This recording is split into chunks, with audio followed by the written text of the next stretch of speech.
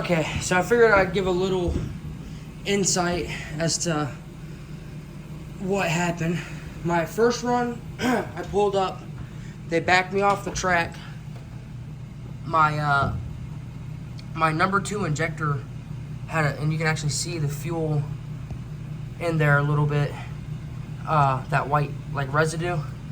Something happened to the O-ring and it was spun and it was leaking, and I guess when I did my burnout, the vibration caused it to start leaking really bad, and so it was dripping fuel. They backed me off the track, not a big deal. Luckily it was fuel, not oil, easy cleanup. They just let me know, hey, you got a fuel leak. So figured out what it was. I had Athena turn the key on for me, and immediately seen it spraying out. It definitely hadn't been leaking, and if it was, it wasn't leaking like that because I haven't seen any fuel there. But when Athena turned the key on, it was spraying out. So then I fixed that. It took like 5 minutes. I went to make my second run, and I need to get my cage certified, and I need to get a window net. They wouldn't let me. The tech guy told me to run slower than a 6.0 in the 1/8 and a 10.0 in the quarter. So, not a huge deal. I want to work on my 60 foot anyways. That's what I was there to work on. But I got up there and I cut a 1:46 60 foot. I've got to look at my time slips. I don't even know how that compares to my other time slips. Car was pulling like a freight train. Got out really good, and then blew my vacuum line off, and you can actually see where it fell onto the header. So I need to put a hose clamp or something on that to make sure that doesn't pop off again.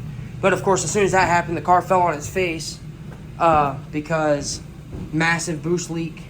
And as soon as that loses boost reference, the boost pressure can push it open.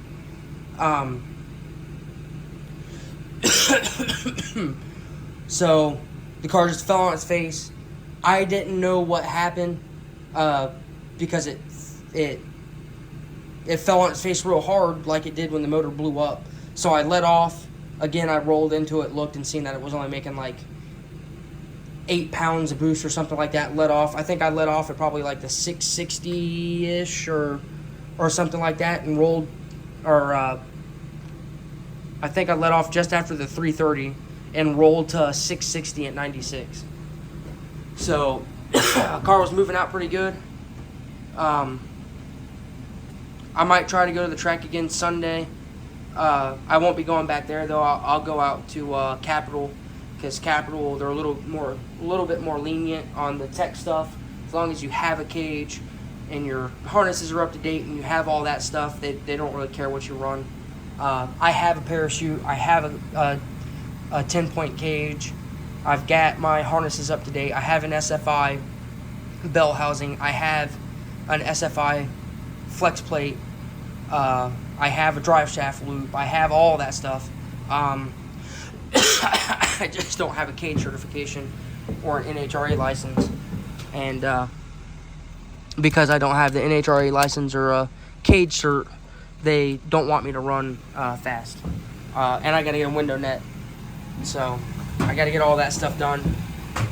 Hope you guys enjoy the video. I'm sorry it's only got one full run.